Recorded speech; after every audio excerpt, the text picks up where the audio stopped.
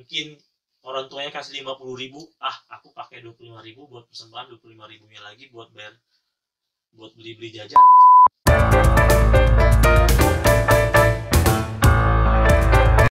Halo, shalom adik-adik, selamat pagi. Hari ini ketemu lagi kita.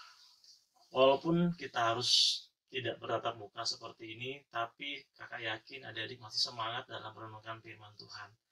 Nah, hari ini adik-adik kita akan merenungkan firman Tuhan terambil dari kitab Perjanjian Lama, kitab Imamat, pasal yang pertama, ayat yang pertama sampai dengan ayat yang ke-9.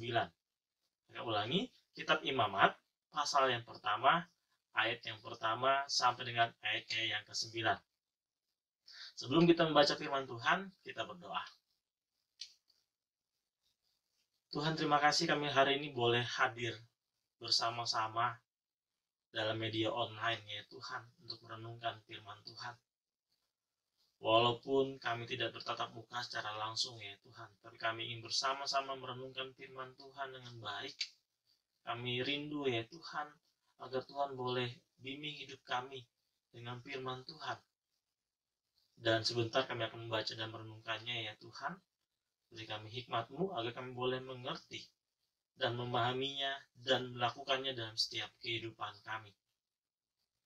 Berfirmanlah ya Tuhan pada kami semua, pakai hamba-Mu dalam menyampaikannya, sehingga semuanya berjalan dengan baik ya Tuhan, dan kami semua boleh mengerti. Terima kasih Bapa, di dalam nama Yesus Kristus kami siap mendengarkan firman Tuhan. Amin. Bacaan kita hari ini adik-adik adalah dari kitab Perjanjian Lama, kitab Imamat. Pasal yang pertama, ayat yang pertama sampai dengan ayat yang ke-9. Kak Bama akan membacakannya dan adik-adik juga harus membacanya di rumah ya. Tuhan memanggil Musa dan berfirman kepadanya dari dalam kemah pertemuan. Berbicaralah kepada orang Israel dan katakanlah kepada mereka, apabila seseorang di antaramu hendak mempersembahkan persembahan kepada Tuhan, haruslah persembahanmu yang kamu persembahkan itu dari ternak, yakni dari lembu sapi atau dari kambing domba. Jikalau persembahannya merupakan korban bakaran dari lembu, haruslah ia mempersembahkan seekor jantan yang tidak bercelah. Ia harus membawanya ke pintu kemah pertemuan, supaya Tuhan berkenan akan dia.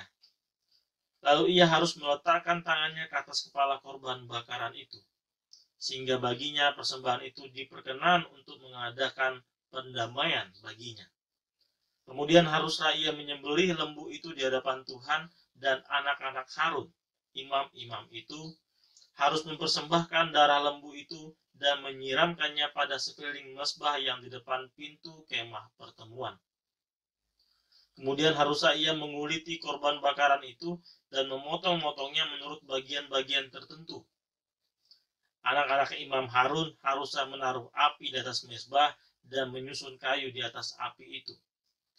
Dan mereka harus mengatur potongan-potongan korban itu dan kepala serta lemaknya di atas kayu yang sedang menyala di atas mezbah. Tetapi isi perutnya dan betisnya haruslah dibasuh dengan air, dan seluruhnya itu harus dibakar oleh imam di atas mezbah sebagai korban bakaran, sebagai korban api-apian yang baunya menyenangkan bagi Tuhan. Demikianlah firman Tuhan, adik-adik, terpujilah Kristus. Adik-adik, hari ini kita belajar tentang Perjanjian Lama, kitab Imamat. Kitab Imamat ini adalah kitab ketiga, adik-adik. Kitab ketiga dari kitab-kitab Musa, kitab-kitab Taurat Musa. Ada 5 kitab. Mungkin adik-adik masih ingat, Kakak Bambang juga pernah menyampaikannya di ibadah PT sebelumnya, bahwa kitab Musa ini ada 5, adik-adik. Yang pertama itu kitab Kejadian, yang kedua itu kitab Keluaran, yang ketiga kitab Imamat, yang keempat kitab Bilangan, yang kelima kitab Ulangan.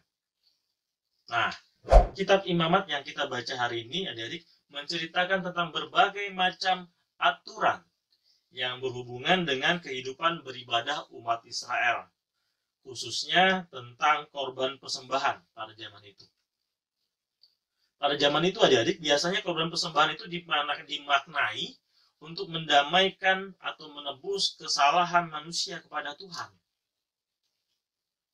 Pada zaman itu umat Israel mengenal berbagai bentuk persembahan, adik-adik. Ada yang namanya korban persembahan sajian, korban pendamaian, korban penghapusan dosa, dan korban penebus salah. Semua itu dilakukan untuk menebus kesalahan umat Israel kepada Tuhan. Jadi mereka memberikan korban persembahan. Adik-adik. Dalam kitab Imamat ini adik dibahas secara detail mengenai tata cara atau aturan untuk mempersembahkan seluruh persembahan yang tadi. Seluruh korban-korban persembahan tadi diatur dengan baik, diatur dengan detail dalam kitab Imamat ini adik-adik. Sehingga semua itu boleh menyenangkan hati Tuhan. Ada beberapa hal yang diatur dalam persembahan ini, dalam bacaan kita ini adik-adik. Yang pertama adalah kitab ini juga mengatur tentang korban persembahan apa yang harus dibawa kepada Tuhan. Pada bacaan kita hari ini, bentuk persembahannya berupa ternak bangsa Israel. Ingat ya, ternak, bukan hewan-hewan liar. Yaitu hewannya lembu, sapi, atau kambing. Yang benar-benar berasal dari ternak bangsa Israel, bukan hewan liar adik-adik. Yang kedua, kitab ini juga membahas bagaimana cara mengatur kualitas persembahan yang disampaikan oleh bangsa Israel. Mengatur bagaimana kualitasnya persembahan yang harus dipersembahkan kepada Tuhan. Dan tentunya, dalam bacaan kita tadi, kualitas yang dipersembahkan adalah kualitas yang paling baik, yang terbaik, tanpa cacat. Hal ini menunjukkan bahwa adik-adik, Tuhan tentu ingin korban persembahan yang dipersembahkan oleh bangsa Israel itu adalah yang terbaik dari umatnya. Tuhan berarti ingin yang terbaik untuk dipersembahkan kepada Tuhan. Nah, hal memberikan persembahan ini adik-adik dilakukan berulang-ulang oleh bangsa Israel ketika mereka bersalah, ketika mereka berbuat dosa, berbuat salah lagi, mereka melakukan lagi, mereka mempersembahkan lagi korban persembahan ini untuk menebus semua salah-salah mereka, untuk menebus semua dosa-dosa mereka, agar Tuhan mengampuni dosa-dosa mereka. Berulang-ulang, karena Israel ini adik-adik seringkali berbuat salah. Israel seringkali berbuat dosa, sehingga ya penebusan lewat persembahan tadi dilakukan berulang-ulang oleh bangsa Israel. Nah, Allah itu begitu mengasihi manusia, adik-adik. Ia menganugerahkan anaknya yang tunggal, Yesus Kristus, untuk menebus semua dosa-dosa manusia. Sehingga umatnya, adik-adik, tidak lagi berulang-ulang mempersembahkan korban persembahan untuk menebus dosanya, untuk menebus kesalahan yang mereka lakukan. Penebusan dosa manusia ini telah dilakukan dalam pengorbanan Yesus Kristus. Dalam karya keselamatan yang Tuhan berikan melalui Yesus Kristus. Dan itu dilakukan satu kali untuk selama-lamanya, tidak dilakukan berulang-ulang, adik-adik. Dosa manusia telah ditebus oleh Yesus Kristus satu kali untuk selama-lamanya. Dosa yang dulu, yang sekarang, dosa yang akan datang, semua sudah ditebus oleh Yesus Kristus, adik-adik. Jadi kita tidak perlu lagi memberikan korban persembahan berulang-ulang untuk menebus dosa kita, untuk menebus kesalahan yang sudah kita lakukan, karena sudah ditebus oleh Yesus Kristus. Nah, adik-adik, dari bacaan kita ini, Kak Bambang dapat beberapa hal yang Kak Bambang juga pengen bagikan kepada adik-adik. Yang pertama yang Kak Bambang dapatkan dari bacaan firman Tuhan hari ini adalah Tuhan Allah itu mengasihi manusia. Ia mau mengampuni dosa manusia. Ia mau menerima korban persembahan yang diberikan oleh manusia untuk menebus dosa-dosa manusia yang dilakukan. Bahkan kita dibuat terkagum-kagum adik-adik. Kenapa? Tuhan menganugerahkan anaknya yang tunggal untuk menebus dosa-dosa kita. Tuhan memberikan karya keselamatan melalui Yesus Kristus. Yang artinya bahwa kita sudah diselamatkan. Dosa kita sudah ditebus, dosa kita sudah diampuni oleh Tuhan. Dalam kehidupan kita sekarang adik-adik, ya walaupun kita tidak lagi memberikan korban persembahan untuk menebus semua dosa-dosa manusia, semua dosa-dosa kita kepada Tuhan, tapi kita bisa memberikan persembahan sebagai ungkapan syukur kita atas anugerah yang Tuhan berikan pada kita. Jadi sebagai ungkapan syukur adik-adik, bukan sebagai korban penebus dosa, korban penebus salah-salah yang kita lakukan. Jadi siapapun itu, apapun latar belakangnya, berapapun usianya, kita semua bisa memberikan persembahan kepada Tuhan sebagai ungkapan syukur kita adik-adik. Persembahan ini pun bentuknya bermacam-macam. Bisa jadi bentuknya sebagai harta benda yang kita miliki. Bisa jadi juga bentuknya adalah bakat atau talenta yang kita miliki, yang kita mau persembahkan untuk Tuhan. Nah, memang biasanya yang sering kita berikan adalah dalam bentuk uang persembahan ya, adik-adik ya, dalam ibadah kita.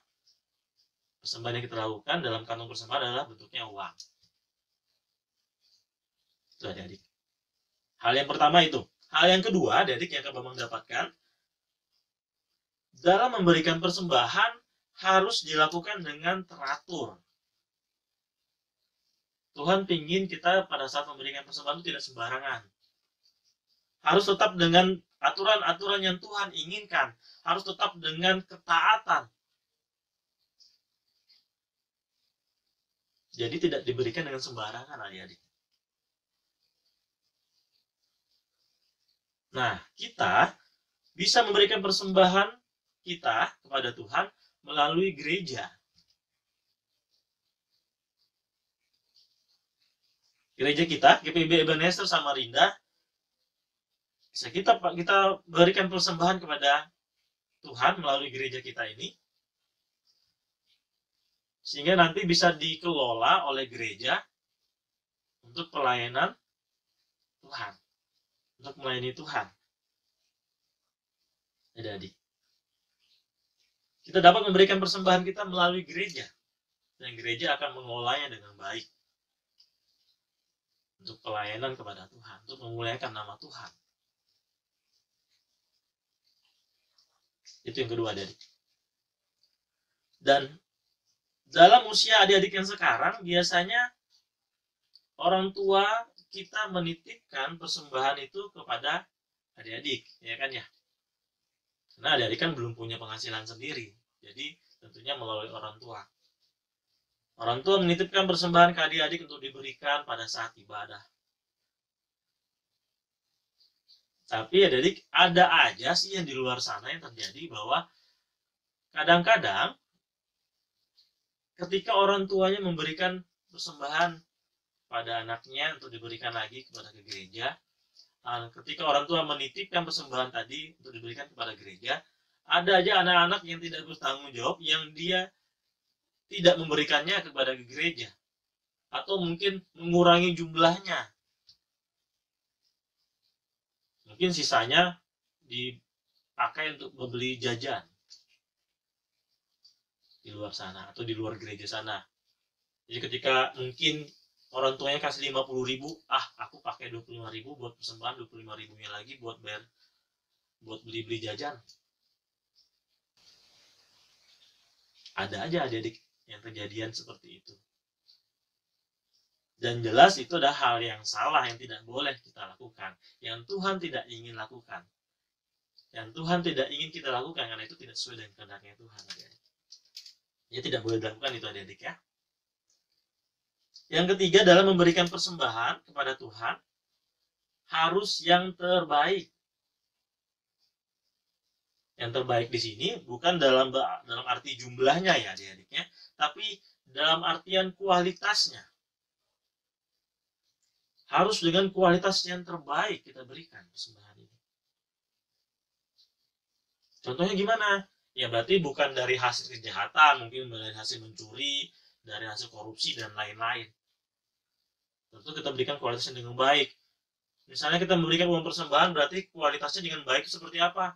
Tidak kusut, tidak robek, tidak diremas-remas pada saat kita memberikannya. Memberikannya dengan rapi. Tidak diremes-remes. Sehingga tampak bagus semuanya dan dengan kualitas yang baik adik-adik yang kita berikan kepada Tuhan. Ini juga berlaku sama dengan persembahan-persembahan yang selain uang tadi. Mungkin dalam persembahan puji-pujian. Harus kita berikan juga dengan kualitas yang baik. Kita nyanyikan dengan benar, nyanyikan dengan indah, tidak sembarangan. Lalu dengan latihan yang baik. Sehingga pada saat menyanyinya, nyanyi dengan indah. Tidak sembarangan. Itu adik-adik. Persembahan yang kita berikan buat Tuhan harus dengan kualitas yang baik adik-adik. Jadi 3 hal ini adik-adik yang harus kita ingat pada saat kita memberikan persembahan. Yang pertama tadi adalah persembahan kita sebagai ungkapan syukur bagi Tuhan. Yang kedua, persembahan kita berikan dalam keadaan kualitas yang baik. Yang ketiga tadi adalah kita harus memberinya dengan teratur dan taat sesuai dengan aturan. Dan semua itu kita lakukan untuk menyenangkan hati Tuhan. Mungkin adik-adik bertanya, Kak, dalam kondisi yang seperti ini, dalam kondisi pandemi COVID-19 ini, kita kan ibadahnya di rumah, Kak. Gimana ya caranya memberikan persembahan? Nah, adik-adik ada beberapa hal yang bisa kita lakukan, adik-adik. Yang pertama, adik-adik bisa mengumpulkan persembahan itu kepada orang tua, kemudian nanti orang tuanya bisa menyampaikannya ke gereja melalui majelis-majelis sektor setempat. Jadi adik kumpulkan persembahannya, berikan kepada orang tuanya, nanti orang tuanya akan memberikan ke majelis sektornya, dan majelis sektornya akan membantu untuk menyetor ke gereja, dan untuk dikelola lagi dengan gereja. Atau kalau adik-adik punya rekening atau orang tuanya punya rekening bank, dapat dilakukan melalui transfer ke rekening bank atas nama gereja. Nanti nomor rekeningnya Kak Bambang lampirkan di deskripsi video ya. Dan juga nanti di akhir video ini juga nanti Kak Bambang juga lampirkan. Jadi adik-adik bisa lihat, bisa catat. Ingatkan orang tuanya untuk melakukan persembahan, untuk menyetor persembahan itu ke gereja adik-adik. Sehingga kita tetap memberikan persembahan, kita tetap merasakan syukur atas anugerah yang Tuhan berikan kepada kita. Kak, gimana kalau kita memberikan persembahan puji-pujian? Nah, nanti adik-adik bisa hubungin Kak Bambang. Mungkin nanti lewat komen video di bawah ini, atau mungkin by WA yang seperti kita ada yang di grup kita. Hubungin Kak Bambang, nanti Kak Bambang akan bantu untuk proses rekamannya. Nanti kita akan gabungkan dalam renungan firman Tuhan seperti ini adik-adik. Kalau adik-adik ingin memberikan persembahan puji-pujian. Ya, adik-adik ya. Dan ingat adik-adik, bahwa semua yang kita berikan tadi untuk Tuhan, semuanya itu untuk menyenangkan hati Tuhan. Amin. Kita berdoa. Terima kasih ya Tuhan atas berkat Tuhan. Terima kasih buat firman Tuhan yang sudah Engkau nyatakan kepada kami. Firman-Mu boleh mengajarkan kami ya Tuhan untuk memberikan persembahan dengan baik. Firman-Mu boleh mengajarkan kami ya Tuhan bahwa persembahan yang harus kami berikan dalam kualitas yang baik pula. Dengan seturut dengan kehendak-Nya Tuhan saja. Beri kami hikmat-Mu ya Tuhan untuk melakukannya dalam setiap kehidupan kami.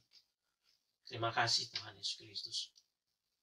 Tuhan terus memberkati bangsa ini ya Bapa.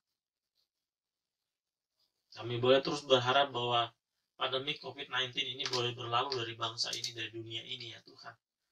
Engkau boleh pakai setiap pemerintah yang ada ya Tuhan. dalam menanggulanginya.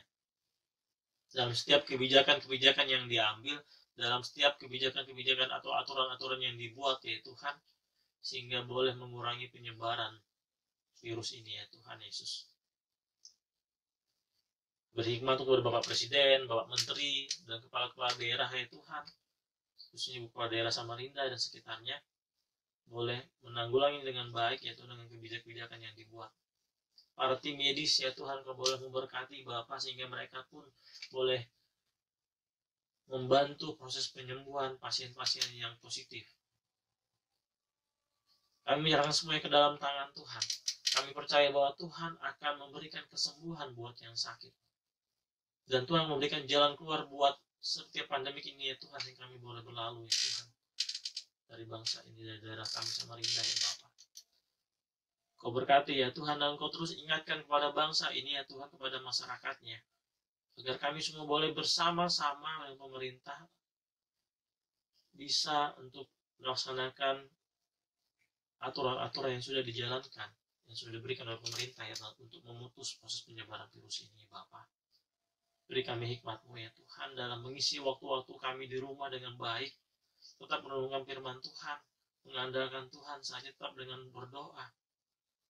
Ya semua ini Tuhan kami pakai untuk pemulihan nama Tuhan saja. Berdoa buat orang tua kami ya Tuhan. Kau berkati mereka dalam pekerjaan mereka ya Tuhan Yesus.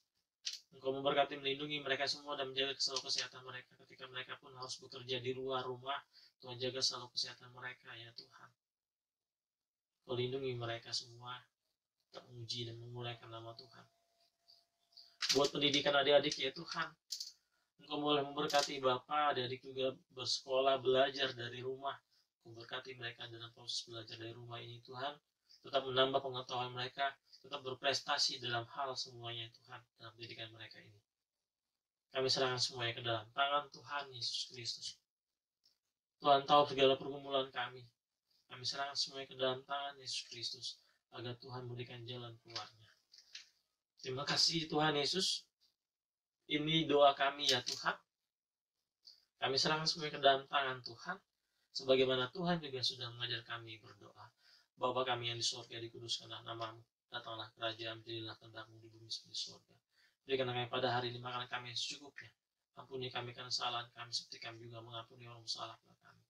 Dan jangan bawa kami ke dalam pencobaan, lepaskan kami daripada yang jahat. Karena Engkau mempunyai kerajaan dan kuasa dan kemuliaan sampai selama-lamanya. Amin. Adik-adik, ibadah kita sudah selesai. Kakak harap adik-adik tetap menjalankan aturan-aturan yang sudah pemerintah berikan. Tetap berada di rumah, adik-adik. Tetap melakukan physical distancing. Mari adik-adik kita sama-sama memutus penyebaran virus COVID-19 ini. Sehingga semuanya boleh cepat berlalu adik-adik.